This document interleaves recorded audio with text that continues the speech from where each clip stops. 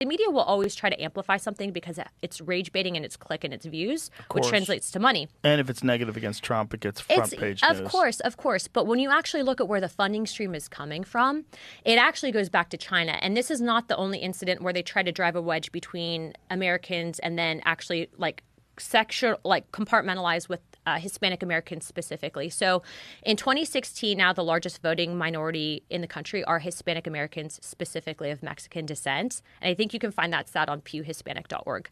So when you're looking at voting demographics, how could you influence an entire demographic to help skew or influence a midterm election? And it would be specifically probably on the immigration topic to try to race bait people.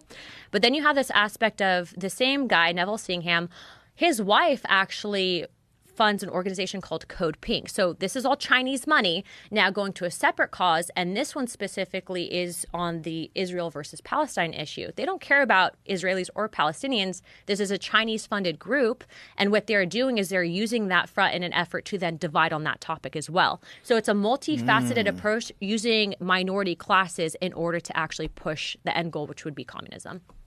Wow. And also, too, you can actually look on the flyers for these organizations. So Psl, Neville Singham is actually an open admirer of Mao Zedong. I mean, it's all up there and it's out there for you to find. But it's just crazy because most people, you see this aspect of propaganda that's being shown to you, and you're not going to be like, who's funding that? You're going to say, to hell with that person. I'm going to fight for this. But they don't actually realize the more nefarious perspective of what's happening behind the scenes. So I absolutely believe this is true, that I'm sure other countries fund similar things.